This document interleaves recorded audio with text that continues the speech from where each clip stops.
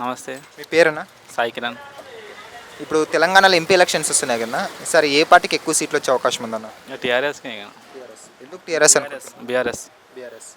కానీ BRS party పని అయిపోయింది అంటున్నారు కదా, అందరూ కాంగ్రెస్ పార్టీలకి షిఫ్ట్ అవుతున్నారు.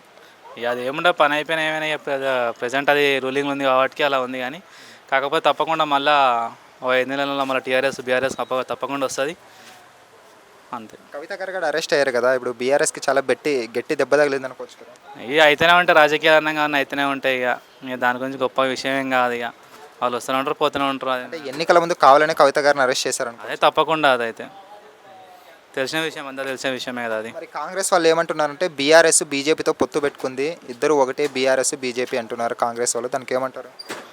ఇక పొత్తు పెట్టుకుంది అనేది మనకి పొత్తు అయితే పెట్టుకోలేదు. అంటే కూతుర్ని బయటికి తీసుకురావడానికే కేసీఆర్ బీజేపీతో పొత్తు పెట్టుకుంటున్నాడు అంటున్నారు. అవన్నీ మాటలు బయట చెప్తూనే ఉంటారు. ఇప్పుడు ప్రెసిడెంట్ అలాంటివి అన్ని మాటలు చెప్తూనే ఉంటారు. ఇలా ఏముండదు, ఒక 5 ఏళ్ళు అంతే, తర్వాత తప్పకుండా మళ్ళీ బీఆర్ఎస్ఏ వస్తుంది. సరే, ఇప్పుడు 4 నెలలు అవుతుంది కాంగ్రెస్ పార్టీ అధికారంలోకి వచ్చి, వాళ్ళ పరిపాలన ఎలా ఉందన్న? జీరో అంటారా?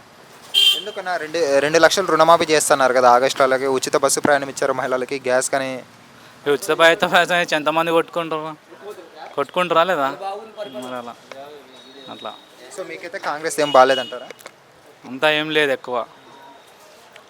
ఇది బీఆర్ఎస్ చూసుకుంటే ఓన్లీ హైదరాబాద్ వరకే అందరూ ఓట్లు వేసారో గెలిపించారు, కానీ స్టేట్లో చూసుకుంటే బీఆర్ఎస్ ఉనికి అనేది ఎక్కడ కనిపించలేదు కదా. మరి బీఆర్ఎస్ అనేది అక్కడ విలేజ్లో ఏమైందంటే కొద్దిగా బీఆర్ఎస్ది కూడా కొన్ని సీట్లు మార్చలేక అలా కొన్ని ఇబ్బందులు అయినాయి.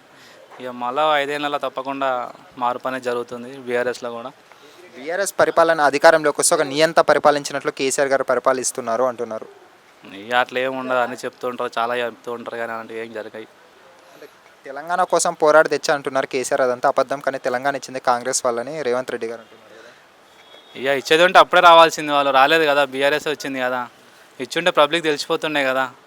2014లో కాంగ్రెస్ ఇచ్చింది అంటున్నారు కదా తెలంగాణ. అదే ఇచ్చింది కరెక్టే, ఇయ్యలేని కాదు, ఇచ్చుంటే మాత్రం అదే రావాలి, కానీ ఇది ఎందుకు వచ్చింది మరి, అంతేనే కదా. మరి ప్రజల్లో వ్యతిరేకత ఉందా లేదన్న బీఆర్ఎస్ మీద? లేదంటారు. అయితే ఇప్పుడు మరి వచ్చే ఎంపీ ఎలక్షన్స్లో 17లో బీఆర్ఎస్ ఎన్ని సీట్లు గెలిచే అవకాశం ఉంది? 10+ పక్కా వస్తాయి. 10+ అంటారు, కానీ క్యాండిడేట్లు కానీ లేరు నిలబెట్టేకి ఎంపీగా అంటున్నారు బీఆర్ఎస్ పార్టీలో. ఇక్కడ మల్కాజ్గిరిలో అయితే అంత టాప్లో ఉంటుంది. బీఆర్ఎస్ కాన్స్టిట్యున్సీ పెద్దది మల్కాజ్గిరి, తెలంగాణ ఇండియాలోనే అతిపెద్ద కాన్స్టిట్యున్సీ అంటే మల్కాజ్గిరి. 37 లక్షల ఓట్లు తప్పకుండా మెజార్టీలో ముందు ఉంటుంది అంటారు బీఆర్ఎస్. ఈసారి బీఆర్ఎస్ ఇక్కడ గెలిచిందంటే నెక్స్ట్ 5 ఏళ్ళల్లో బీఆర్ఎస్ సీఎం అయినట్టే మన కేసీఆర్. లాస్ట్ టైం కాంగ్రెస్కి ఇచ్చింది మల్కాజ్గిరి, ఈసారి బీఆర్ఎస్కి ఇస్తుంది పక్కా తప్పకుండా. ఇది ఓవరాల్గా లోకల్ లీడర్ కదా ఆయన, ఈ లోకల్ లీడర్ ఆయన ఒక్కడే ఉన్నాడు ఇప్పుడు ప్రెసెంట్ అయితే. ఇక మిగతా వాళ్ళంతా బీఆర్ఎస్ నుంచి వచ్చిన వాళ్ళే, వాళ్ళు ఏం కొత్తగా కాంగ్రెస్ నుంచి అయితే రాలేరు కదా. ఓకే, థ్యాంక్స్ అన్న. Thank you. హాయ్ ఫ్రెండ్స్, మా ఫ్యూచర్ టుడే ఛానల్ చూస్తున్నందుకు చాలా థ్యాంక్స్. మరిన్ని లేటెస్ట్ వీడియోస్ కోసం వెంటనే సబ్స్క్రైబ్ చేయండి. అలాగే ఈ బెల్ని కూడా రింగ్ చేసేయండి. మా లేటెస్ట్ వీడియోస్ నోటిఫికేషన్స్ అన్నీ మీ మొబైల్లో వస్తాయి. మా వీడియోస్ మీకు నచ్చితే లైక్ చేయండి, షేర్ చేయండి, నచ్చకపోతే కామెంట్ చేయండి.